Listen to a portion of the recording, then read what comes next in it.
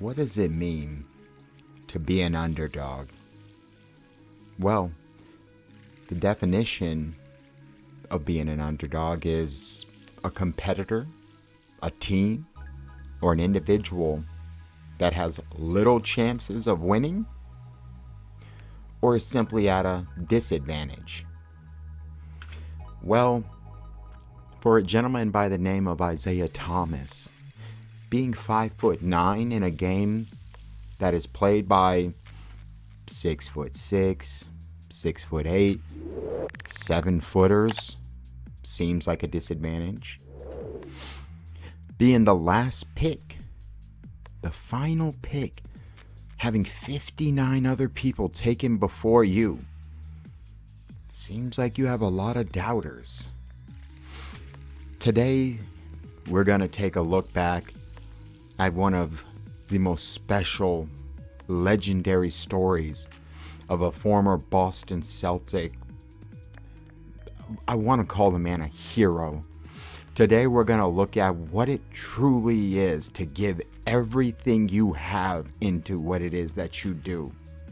We're going to take a look at a story that involves overcoming all obstacles, proving all the doubters and turning them into believers. A story that has tragedy and a devastating turn, but a story that shows you a man, a woman, what a person can truly do when they believe in themselves, when they give it everything they have, no matter what the rest of the world is saying, and they can dream as big as they want, and not only dream it, they can actually achieve it. This man single-handedly changed the direction of a franchise. Guys, forgive me for being a little passionate. I absolutely love this young man, this player. Everything he gave to the city of Boston. Join me today as we take a rewind in time with former Boston Celtics legend, Isaiah Thomas. Next, guys.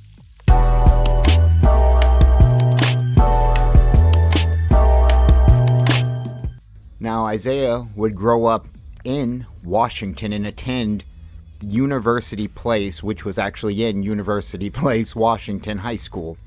As a junior, he would actually average 31 points per game. Now, his grades did need improvement, which did force him to spend an additional year in South Kent, Connecticut, before ultimately joining the University of Washington. Now, this was in 2008. Isaiah, call it destiny, back in 2006, actually held a news briefing conference at his high school where he announced back then that he would be enrolling at the University of Washington. Imagine hearing that from a 5'8", 5'9" freshman. Well, Isaiah was right, as he would be joining the University of Washington. Now, while attending the University of Washington, Isaiah would go to another alum star named Nate Robinson and ask if he could wear his college jersey. Nate, of course, would give Isaiah his blessing. As a freshman, Isaiah would average nearly 16 points, 3 rebounds, and 3 assists, while achieving Freshman of the Year for the Pac-10 Conference. Coming back his sophomore and junior year would see Isaiah average right around 17 points, 4 rebounds, and 3 assists. However, his junior year, that 3 assists would get up to 6+. Both years, he would make first team All Pac-10. However, his junior year, he would finish top 10 for the Bob Cousy Award and finished that campaign with a buzzer beater in overtime to win the Pac-10 tourney against Arizona, who was a powerhouse. At the conclusion of this season, Mr. Thomas would declare for the NBA draft. And with the 60th pick, final pick of the 2011 NBA draft, the Sacramento Kings select Isaiah Thomas at the University of Washington. Isaiah Thomas being drafted second round, 60th pick, dead last, was so appropriate for this man and his story, as he would always be known as the underdog. underestimated, underappreciated, while continuing to overachieve and continuing to make all the doubters into believers. As a rookie in the NBA with the Sacramento Kings, Isaiah would average in 25 minutes, 11, nearly 12 points, 4 rebounds, and nearly 4.5 assists. He would actually win Rookie of the Month in February, where he averaged 12 and 5. He was actually the last pick to ever win this award. Now, he would actually win it again in March, the very next month, where he averaged nearly 14 points and 5 assists. He would finish the year as second team all-rookie and actually finished 7th place in the Rookie of the Year votings. Isaiah, in his career with the Kings, would see March 2014 him achieve his first career triple-double, where Isaiah would go on to have a game in which he scored 24 points, 11 rebounds, and 10 assists. And this actually was against Washington Wizards. This would actually put him into a category of his own, as he would become the shortest player ever to record a triple-double. And during that same season, which was the 2013-2014 NBA season, he would become the 5th player ever who was under 6 foot tall to average 20 points and 6 assists. Another member of that is current Boston Celtics assistant coach Damian Stoudemire. This would be the final season that Isaiah Thomas would play with the Sacramento Kings. As in July 2014, Isaiah Thomas was acquired by the Phoenix Suns in a trade, actually it being a sign-in trade, forgive me if I mispronounce, but Alex Orochki. However, he would have wrist surgery that would sideline him until October. And in his season debut, which was against the Los Angeles Lakers, he would score 23 points. He would literally follow that up in the next game against the San Antonio Spurs to score 23 again. He would be the 4th Phoenix Sun player ever to score 23 points in his first 2 games. He would also compete in the skills challenge that year at the All-Star break, becoming the shortest player ever to do so. His highlight of that season, not the season itself, but with the tenure of the Suns, could be said to against the Portland Trailblazers in late January, when he had a season-high 27 points off the bench. He would average 15 points, 2.5 rebounds, and 3.7, nearly 4 assists.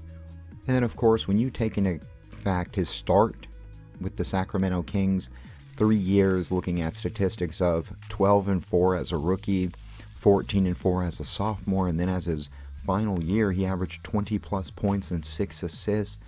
With that stat line of 15-4 in Phoenix, a really good start to a campaign for a 60th overall pick, right? You may then ask, well, why didn't it work in Phoenix? That was honestly just due to the roster, how it was constructed in the rotation. Again, Isaiah averaging nearly 15 points and 4 assists in a 6-man role. That was due to the fact that the roster was also assembled of 2 point guards named Goran Dragic and Eric Bledsoe. Now, Goran Dragic was about 26, 27 years old, averaging 30-plus minutes, 15 to 20 points, and about 6-7 assists. You also had a 24-year-old Eric Bledsoe averaging 30-plus minutes at about 18 points and about 6 or 7 assists. So it was just too deep at that roster position of point guard to really give Isaiah the role that he deserved at that point. So then, of course, on February 19th, 2015, Isaiah Thomas would be traded to the Boston Celtics for Marcus Thornton and a 2016 first, joining a team assembled of Avery Bradley, Jared Sullinger, Jay Crowder, Evan Turner, Brandon Bass, Kelly Olynyk, and of course Marcus Smart. He would make his debut 3 days later, scoring 21 points off the bench against the Los Angeles Lakers. He was named Eastern Conference Player of the Week his first full week with the Boston Celtics, and of course he would go on to win this award several more times. Now, IT would go on to finish this year he would finish second in 6th Man of the Year voting. Now, the Celtics would go on to lose in the first round of the playoffs to the Cleveland Cavaliers 4-0. However, throughout this series, and let me mention his first playoff game, he would go on to score nearly 22 points and have 10 assists and average nearly 18 points and 7 assists over the course of that series. Heading into the 2015-2016 season, Isaiah Thomas would begin the season as a full-time starter, joining Avery Bradley, Jay Crowder, Jared Sullinger, and Amir Johnson as the starting rotation, with Evan Turner pretty much as the team's sixth man, playing a strong amount of minutes as well. Now, Isaiah Thomas would go on to be named an Eastern Conference All-Star during this campaign, being the lowest draft pick to ever be named to an All-Star game, and also becoming the 9th player under 6 foot tall to make the All-Star game. He would also tie Calvin Murphy as the shortest player ever at, of course, 5'9". Now, Isaiah Thomas would go on to have 9 points in 19 minutes in that game, and he would go on to average 22 points and 6.5 assists throughout the entirety of this campaign. Now, some notable accomplishments from this season. This would be the season the 73-win Warriors would have that legendary 54 consecutive home win streak snapped by the Boston Celtics, 109-106. Isaiah would go on to hit the game-winning layup with about 8 seconds to go, scoring all of his 22 points in the second half. This would be on the 2nd of April, 2016 to be exact. Now, the Celtics would go on to finish 48 wins and 34 losses, good enough for the 5th seed, and that would have them matched up with the 4th-seeded Atlanta Hawks, a team led by future Celtic All-Star forward Al Horford, with Paul Millsap and another former future Celtic, Jeff Teague. Also assembled would be Kyle Korver and another future Celtic in Dennis Schroeder.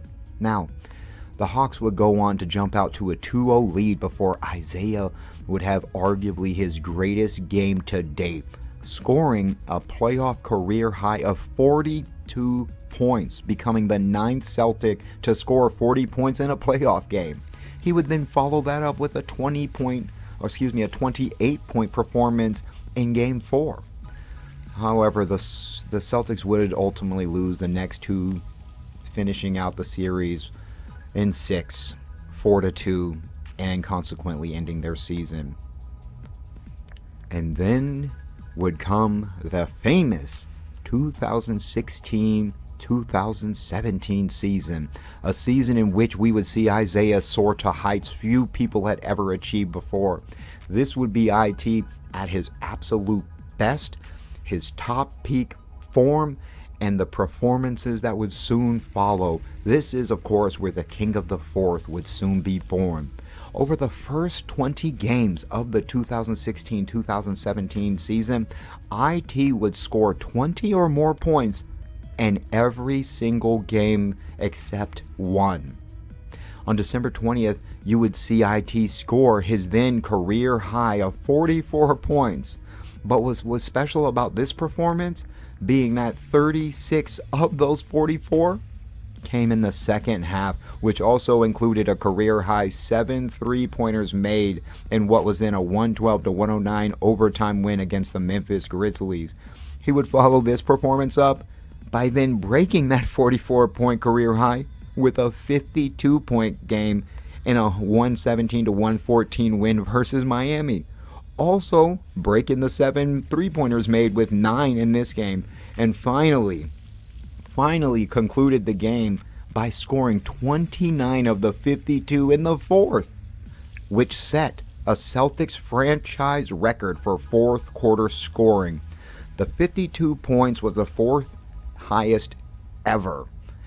Now, 2 weeks later, IT and the Celtics would get revenge on the Atlanta Hawks. Remember the 4-2 year in the playoff previous series.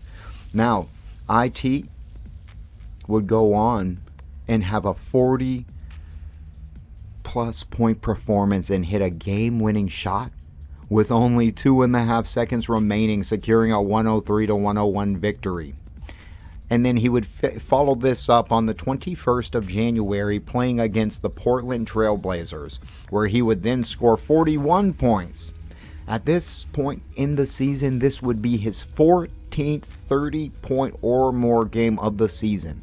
Now that same week, he would be named to the Eastern Conference All-Star Reserve for the second consecutive year. This All-Star game would actually see him score 20 points on 18 minutes. IT would be named Eastern Conference Player of the Month, leading the league in scoring at this point in the season with 30-plus a game, while also leading the C's to a 10-4 record over the course of that month and capturing the number 1 seed. He would score 20 or more points in 40 straight games, a streak that would ultimately make it all the way to 43 before he would have a 19-point performance against Atlanta. The previous record at that time was 41, set by the great John Havlicek in the 71-72 season. With the playoffs approaching, Isaiah and the Celtics would face off against the defending champions, LeBron James, Kyrie Irving, Kevin Love, and the Cleveland Cavaliers, and defeat them in a thrilling 103-99 win that seen Isaiah score 31, including the go-ahead free throws late in the fourth. The Celtics would finish the season as the number 1 seed with a record of 53 wins and 29 losses. Isaiah would go on to average an absolutely stunning stat line of 29 points a game, 6+ assists, and 76 total appearances, finishing in the top 5 of the MVP voting, and at one point in the season was arguably a top 2 or 3 candidate. The Celtics would go on to meet the Chicago Bulls, led by Jimmy Butler, in the opening round. The Celtics would go on to win this series 4-2 behind Isaiah Thomas's 23 points per game throughout. Now, unfortunately, at the conclusion of this series, Isaiah Thomas would receive absolutely devastating news when he would find out that his younger sister, China, had tragically passed away in a car accident. IT would go on to fly across country to attend her funeral before returning to Boston for the opening game of round 2 against the Washington Wizards. Now in this opening game, Isaiah would go on to score 33 points and 9 losses in the Celtics win. And apologies, I would just like to take a second to say RIP to China. In this opening game, IT would go on to score 33 and 9. He would then go on to score 53 points in game 2, etching his name in Celtics history again, being just 1 point shy of Havlicek's single-game playoff record. Now, it was the most points scored in a single playoff game since Allen Iverson's 55 back in 2005. Making this game even more memorable was the fact it came on of what would have been China's 23rd birthday. Again, rest in peace, China. The Wizards would actually come back fighting, and led by a John Wall and Bradley Beal, leading all the way to a Game 7 showdown for a trip to the Eastern Conference Finals. And of course, IZ would lead the Cavs to a Game 7 win, scoring 29 points with 12 assists, which included 18 points in the second half, securing the first Eastern Conference Finals trip since 2012. And awaiting, of course, was LeBron James and the defending champs. Now, IT would go on to average 27.5 points with 7 assists throughout the Washington Wizards series. Now, unfortunately, the Cavs would prove to be too much, with the series ending in 5, with the Cavs winning 4-1. After the C's would go down 2-0, IT's amazing season would come to an unfortunate end, with the now infamous hip injury.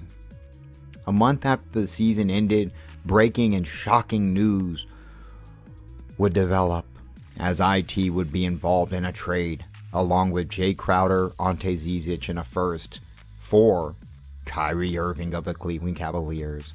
Now, concerns about IT's hip would require an additional second-round pick to be included. And of course, it was later reported that Thomas had been playing with several issues in the hip, which included loss of cartilage and, of course, some arthritis. This would cause his following season and his season debut with the Cavs to be postponed all the way until January of 2018. He would unfortunately then be traded to the Lakers a month later, with, of course, possible issues with LeBron James being cited at the time. Now, the following month, IT would have surgery on his right hip, and that, of course, would end his 2017-2018 campaign. And on the 6th of July, 2018, Isaiah would sign a one-year deal with Denver. This was absolutely devastating and a continued brutal year for someone who was an MVP candidate just the previous year. As do not forget, Isaiah was projected as a max player or near max player prior to this injury. Remember the famous joke about backing up the Brinks truck. Now, this was a well-heard joke as well when referring to his upcoming free agency. He would instead have to sign a one-year minimum. Since then, IT has spent time with the Washington Wizards, the New Orleans Pelicans on a 10-day, the Grand Rapids Gold G League. He returned to the Lakers on a 10-day. He's been with the Dallas Mavericks on a 10-day. And of course, right now, IT is currently a free agent with obviously the state of the NBA during the 2021-2022 season with the health and safety protocols. He has played with a few teams, as I mentioned, the Lakers and most recently the Dallas Mavericks, which actually began on the 29th of December 2021. IT's career of over a decade sees averages of 18 points and 5 assists throughout the regular season and 22.5 points, 6+ assists in the playoffs. In my opinion, Isaiah will always be remembered in my heart as a Celtics legend. He single-handedly, I repeat, single-handedly changed this team from a rebuild to a contender overnight, kickstarting what would be 3 out of the next 4 years of an Eastern Conference playoffs run. It hurts me to my absolute core thinking of how this man's career ended up, especially when you consider how talented this man was and just how truly close to a max contract he was. Injuries have derailed, or better yet, ended a many promising careers. Brandon Roy, Greg Oden, even our Gordon Hayward, and IT should without question be included. IT's injuries prevented his return to Boston until returning with Denver in March of 2019, where he would receive a much-deserved standing ovation and tribute video, which did move IT to tears. So, for starters, if you've made it to this point in the video, thank you so much. I appreciate your time. I just wanted this to be done right. I wanted to make sure that we went through Isaiah Thomas's career. Obviously, I'm a Celtics fan, focusing on the Boston tenureship. But guys, this gentleman is one of my favorite players of all time. This has been an absolute honor and privilege to be able to go over this with you all. Now, currently, IT is a free agent. Has he played his final days in the NBA? Have we seen the last of him in Boston? There's obviously a large number of supporters that would like to see IT be given another shot in Boston. Now, me, guys, for the longest time, I was against it. I did not want to see Isaiah's his legacy to be tainted. I didn't want to come see him ride the bench and, his last memories to be anything discouraging with Boston. However, if you actually seen my last Isaiah Thomas, it was addressing his potential return to Boston. I dropped it about a month ago. Check it out right here if you haven't. It was actually coincidentally my most successful NBA video, so thank you, IT. But that was essentially me addressing his potential return, so definitely go check that out. But essentially, to summarize, it was me saying that with the state of the NBA and all of the 10-day contracts and health and safety, I now have changed my stance, and I would like to see them, or especially at that time, it was in the December, month, I would have liked to have seen them bring him back. That was when we were at our worst when it came to health and safety and, just players out and all the 10-day contracts we had signed, Joe Johnson, Al-Farouq Aminu, and that was when like all of the Lance Stevensons and Greg Monroes and, there was just so many contracts being given out. IT obviously was among them, with the Lakers, the Mavericks, and to me, I actually stated in that video, I thought he was the best out of all the available options. So it just seemed like it was destined at that time for him to finally come back to Boston. And like I said, that was during December when it was just a brutal month for us. I think we went 6-9, 6-10, something 5-9, something like that. So I just thought at that time that he would just be that jolt of energy and life that the team was lacking, a really good sense of a morale boost. And that still may be the case, you know what I mean? We'll continue to see. The Celtics are healthy right now, and that's what Brad indicated when they asked him at the time about, his last meeting about, bringing IT back a few weeks ago. He mentioned we just are focusing on getting healthy, and now the Celtics finally are healthy, so we'll just kind of see what happens next, guys. We got to see if Schroeder gets moved out. That would put Pritchard into the second, point guard, and maybe they need to bring in an additional point guard. We just have to see. For the longest time I was against it, and that ship might have sailed, but I would not rule out the possibility of Isaiah and a potential to return to Boston. And I think if that is to happen, this season would be, when we would see it. But regardless, whatever happens next, it doesn't really matter to me and on my opinion of this man. It's kind of like if Tom Brady was to win another Super Bowl. At some point, a man has been solidified. His legacy is solidified, especially to me. IT, thank you. On behalf of Boston Celtics fandom in the city of Boston, thank you so much for showing us what it is to give your everything to your craft, to give your heart and soul to an organization and to a city. My heart breaks at the thought of what happened. It's a tragedy, a sports tragedy in my opinion, and I believe for my Marvel fans, Cap America, Iron Man, there's an alternative universe, another, somewhere out in that multiverse where there is an IT, a Boston Celtics team where Isaiah Thomas never got hurt, and there's a team with IT, Gordon Hayward, Jalen, Jason, and Al Horford that stuck together. Maybe you got Terry Rozier and Marcus Smart on that bench, and they won a championship. Guys, thank you so much again for your time. This was a very, very special video, and it was just as nostalgic as it gets, being able to deep dive into this incredible man and his incredibly exciting and fun 2.5 years with the Boston Celtics. So again, I just want to thank you all for your time. Jags to Riches, James Peters. This has been a rewind in time with Boston Celtics legend Isaiah Thomas. Until next week, guys, thank you so much. Take care.